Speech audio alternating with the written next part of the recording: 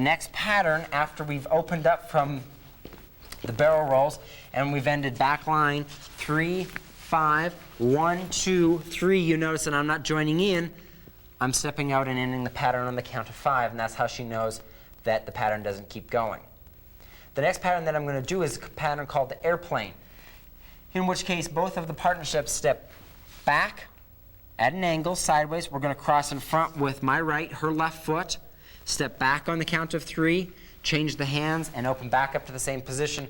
And really all it is a little slide. So as you open up on the 5, and we go 1, 2, 3, 5. Man almost always, if not always, staying past the lady in case he needs to go across for the next position. We've just done the last barrel roll. 3, 5, quick, quick. 3, 5. We're going to do the airplane. 1, 2. Now you notice that the hand stays at the same height. If you want, you can get very close and keep the arms extended for a little bit longer look. 3, 5. You can do that once, twice, or 3 times if you want. When you're finishing that pattern and you're going from here and you've gone 1, 2, 3, 5, 1, 2, 3, 5, once or twice, however many times you like, then you're ready to go into the next pattern, which is skin the cat. And the skin the cat pattern is going to look like this. Going into skin the cat,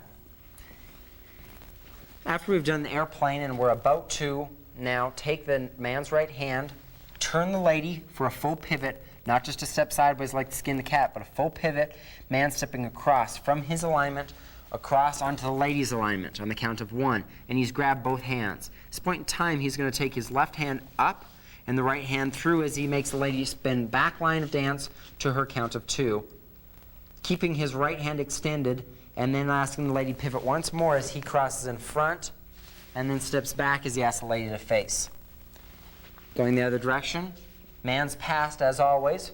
Man comes past from his alignment over onto the lady's track, and he tries to get her to turn on the count of 2, and he's taking his right hand and he's keeping this at the shoulder height. Turning the lady one more time so she's all spread out even though she's turning on the count of 3. And then 5. And the man's making sure that he lets go at some point. Never. Spread her out. Spread eagle. 1, 2, 3. At this point in time, guys, this is the last count that you can hold on. You've got to start letting go of the hand so she can take it around and then face forward on the count of 5. And my suggestion is that the man pulls his 5 back so that he's not behind the lady, but he's actually on the left side. We're going to take both the airplane and the skin the cat at the camera. The airplane pattern we've just opened up from barrel roll, and we're going to go sideways 1, 2. We can look at each other, or we can continue looking the direction that we came from. Stepping back on the count of 3, and then back on the count of 5. Man making sure that he's past the lady. Going to the skin the cat pattern, 1, man's come across. You can see now that I'm not on my track anymore, I'm on hers. I turn her one more time, the count of 2, and the arm is straight, come very close to my chest and then straight. I turn her 3, she's spread out, I have to now let go. Turn her 5, and you notice that on the count of 5, I'm not behind her stuck, I am actually on the left side of her. So I can see past her head, down line of dance the direction I'm going. From this airplane and skin the cat, which were both patterns that went pretty much straight down line of dance, the first airplane, having the lady just slide as does the man, and then the second, the skin the cat, which has the lady turn and the man cross the front. It's very important now to understand that these patterns potentially might not travel a lot. But because it's two-step and it's a progressive dance, you have to take responsibility for making them travel a lot, which means slightly bigger steps than you might be used to.